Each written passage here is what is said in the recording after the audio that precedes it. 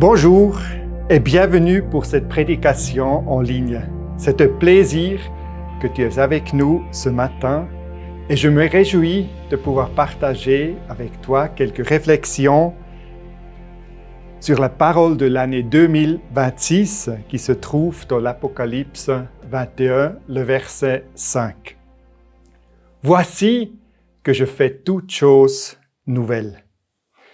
Et j'aimerais commencer par une prière.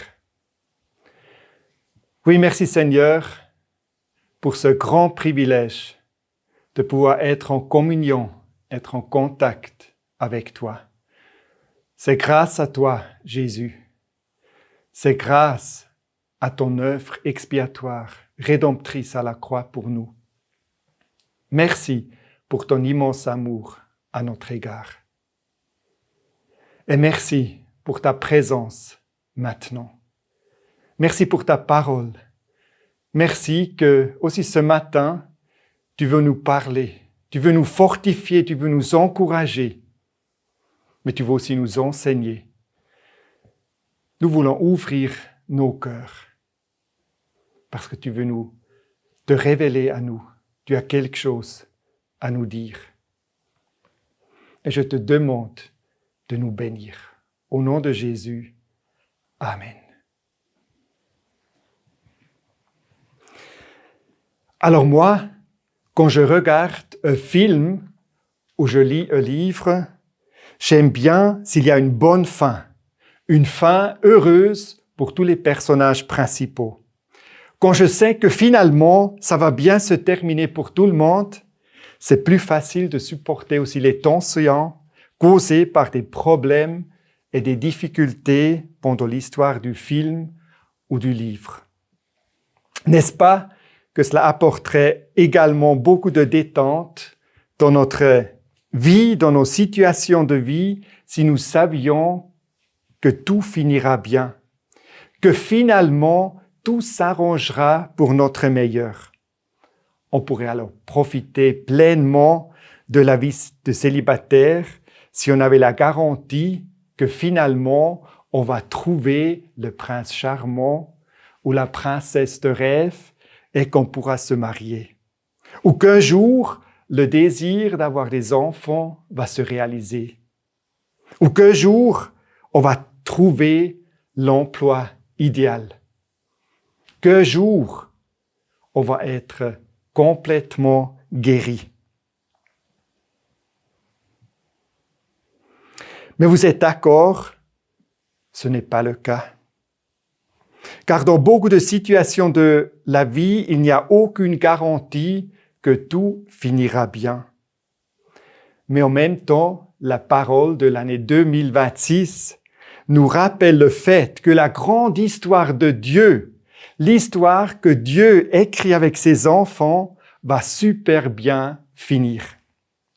Peu importe ce qui va encore se passer sur notre planète, tout finira bien pour ceux qui mettent leur confiance en Dieu. Pourquoi est-ce que je peux l'affirmer comme certitude?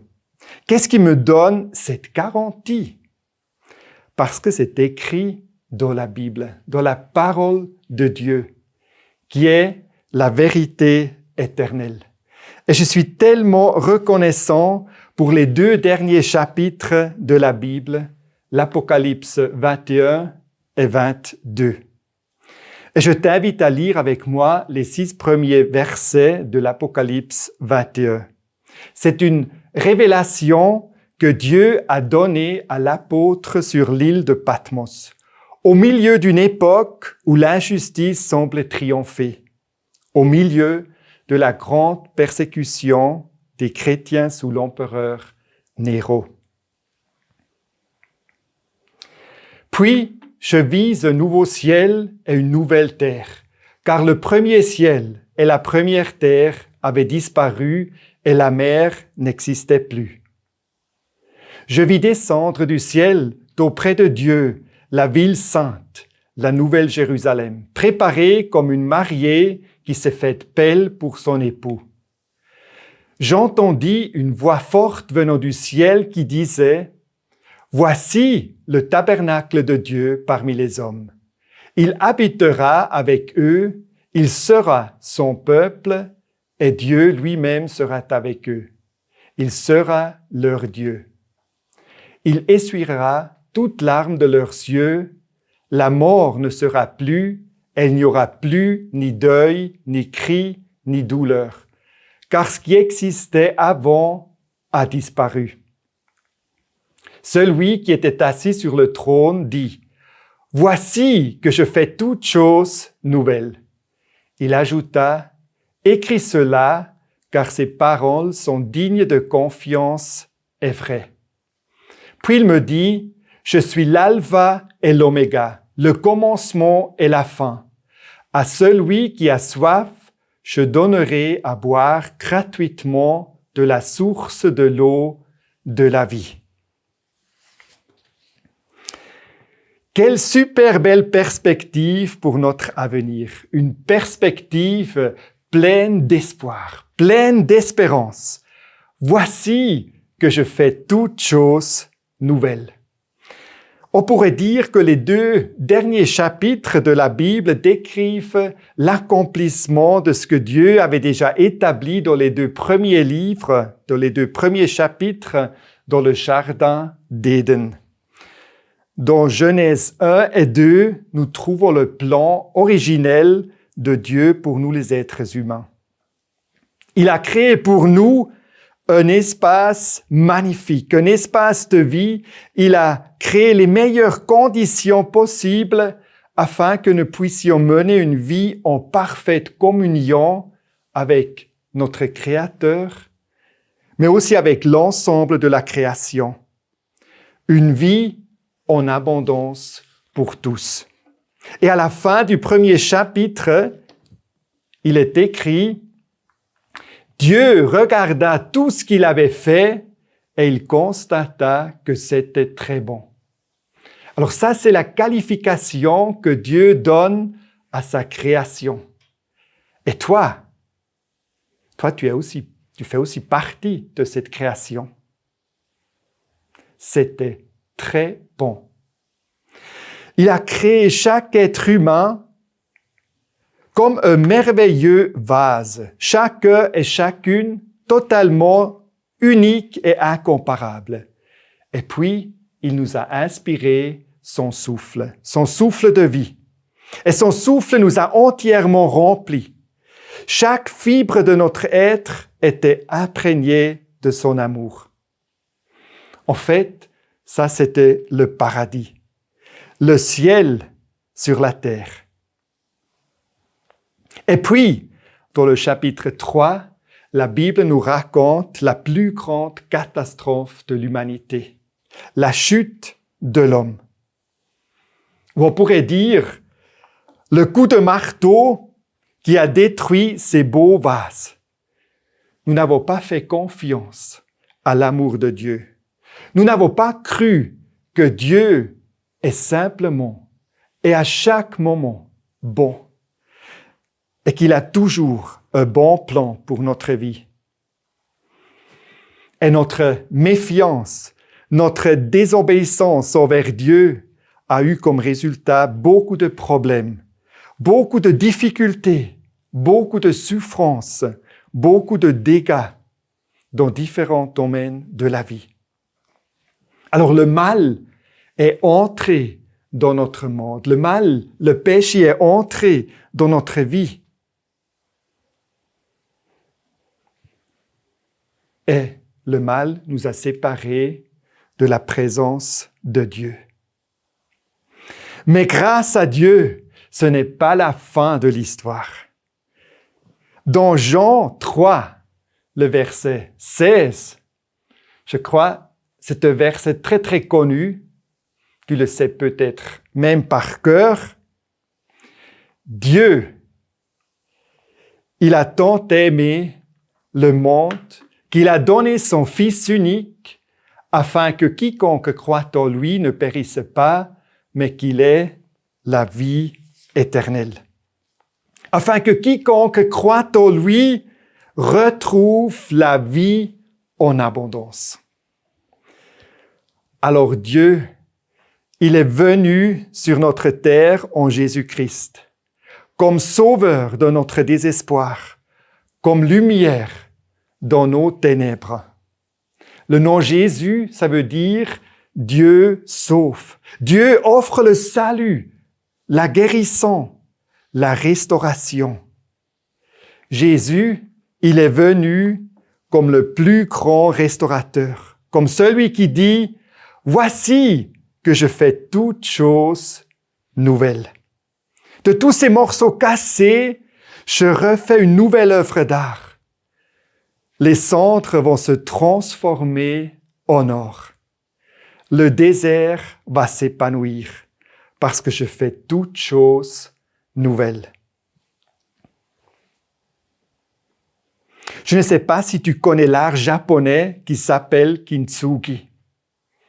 Tu as ici une photo. C'est un art qui consiste à restaurer de la porcelaine cassée. Et je dois dire, j'ai vraiment une fascination pour cet art. Tu sais pourquoi? L'ancien n'est pas simplement jeté et quelque chose de neuf est fabriqué. L'ancien objet n'est pas remplacé par un neuf. Non, quelque chose de nouveau est fait à partir de l'ancien. Alors le nouveau est en fait toujours l'ancien et en même temps, c'est quelque chose d'une qualité tout à fait nouvelle, d'une valeur tout à fait nouvelle. Le vase cassé est restauré à l'aide d'une colle à base d'or. Et moi, je pense que c'est exactement ce que Dieu dit ici dans l'Apocalypse 21, verset 5. « Voici que je fais toutes choses nouvelles. » Le mot grec qui est utilisé pour nouveau est kainos. Et kainos, justement, ça veut dire d'une toute nouvelle qualité, différent, d'une nouvelle dimension. Alors Dieu, il ne dit pas, bon, je vais éliminer tout ce que j'ai créé et je vais recommencer à zéro. Je vais créer une terre neuve. Je vais créer un ciel neuf. Non, je vais faire toutes choses nouvelles. Ça veut plutôt dire que Dieu va restaurer ce qu'il a créé. Et la création restaurée va être d'une toute nouvelle qualité, d'une toute nouvelle dimension. Parce que comme nous avons lu, il n'y aura plus de mal. Il n'y aura plus de péché. Il n'y aura plus de douleur, plus de maladie, plus de mort. Parce que l'œuvre expiatoire, rédemptrice, accomplie par Jésus-Christ à la croix, va être achevée. La restauration va être parfaite. Voici que je fais toutes choses nouvelles. Et j'aimerais encore te montrer un autre verset où il y a ce mot kainos dedans. Je crois que c'est aussi un verset que tu connais bien.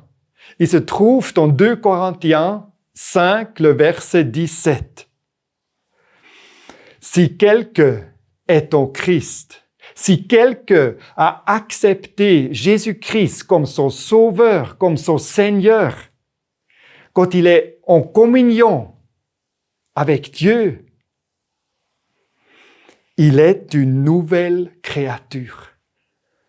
Une créature kainos.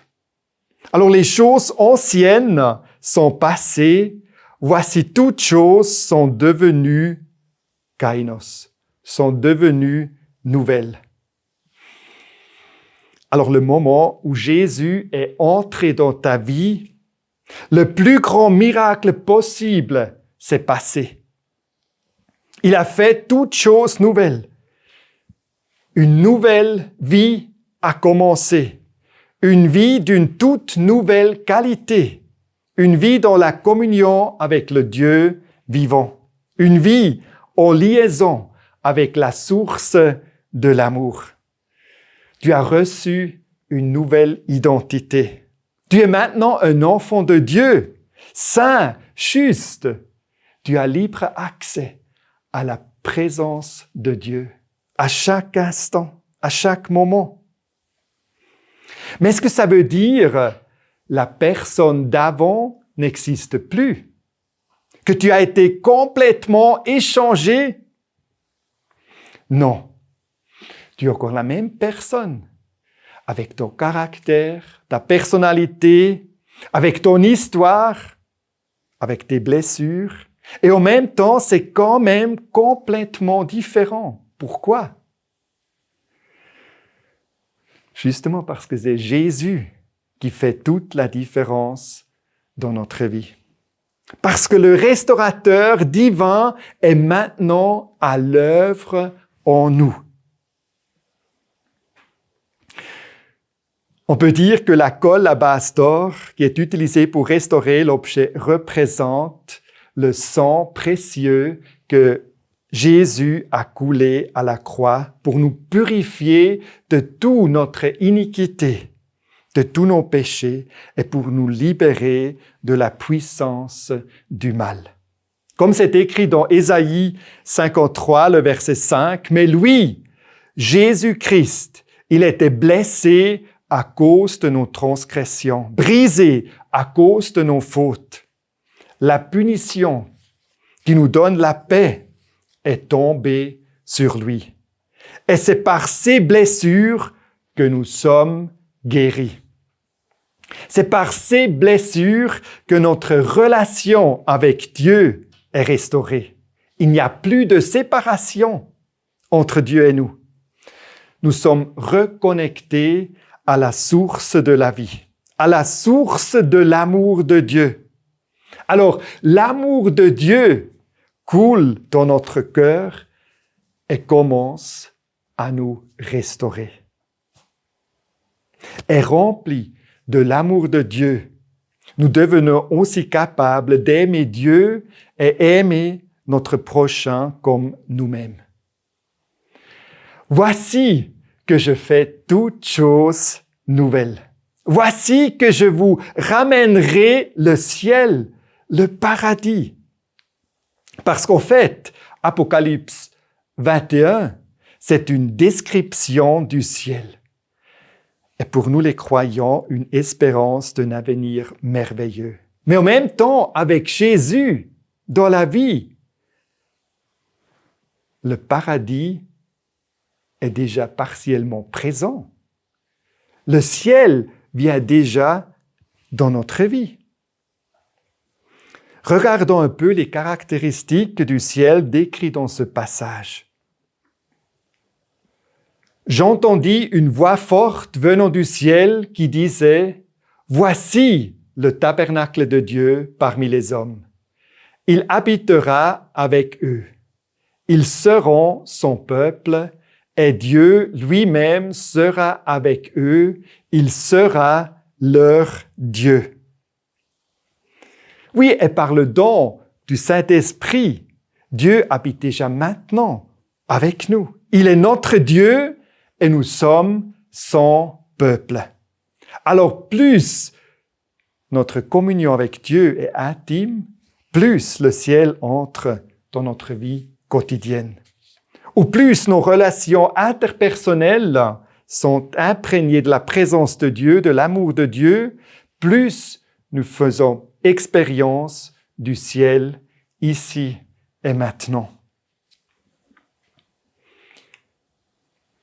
Dans le premier verset, il est écrit « La mer n'existait plus ». Et la mer dans la Bible est aussi un symbole du mal, du péché. Par exemple, dans Michée 7, verset 18, nous lisons « Quel Dieu est semblable à toi? Tu pardonnes nos fautes. Tu jettes au fond de la mer tous nos péchés. » Dieu nous a pardonnés et nous a libérés de la puissance du péché.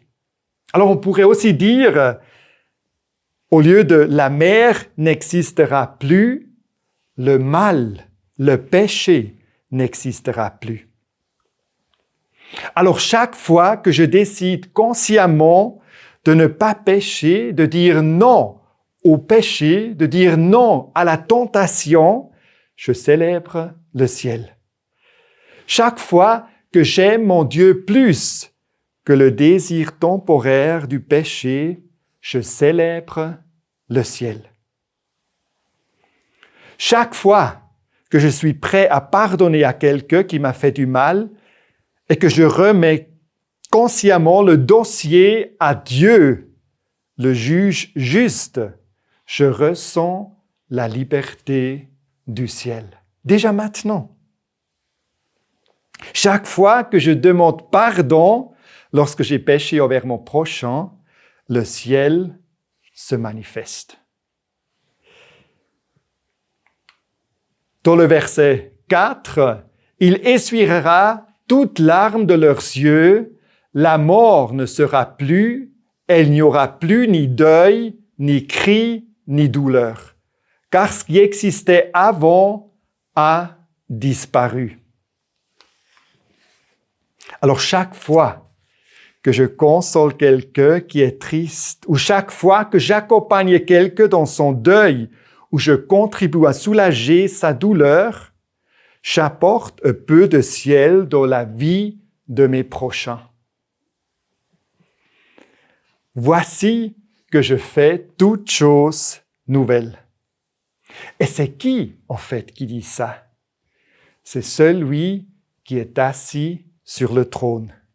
C'est le Dieu Tout-Puissant, celui qui n'est pas limité dans ses possibilités, celui qui a tout créé à partir du néant, qui a créé de seuls mots tout ce que nous pouvons admirer maintenant. Y a-t-il quelque chose qui lui soit impossible? Il est écrit dans Éphésiens 3, verset 20, « Il peut faire par la puissance qui agit en nous, alors par le Saint-Esprit, par l'Esprit de Dieu en nous, infiniment plus que tout ce que nous demandons ou pensons. » Est-ce que tu souhaites que Dieu commence à créer quelque chose de nouveau dans ta vie, quelque chose d'une toute nouvelle qualité, quelque chose de kainos? Y a-t-il des domaines dans ta vie dans lesquels tu aspires à la restauration alors que tu ne vois que des débris pour le moment? Ce matin, j'aimerais vraiment t'encourager. Tourne-toi vers celui qui est assis sur le trône. Celui qui dit, « Voici, je fais toutes choses nouvelles. » Et celui sur le trône dit, « Je suis l'alpha et l'oméga, le commencement et la fin. À celui qui a soif, je donnerai à boire gratuitement de la source de l'eau de la vie. » Amen. Que le Seigneur te bénisse richement. Et je te souhaite encore une bonne journée bénie. Et je t'invite à revenir écouter notre message dans 15 jours.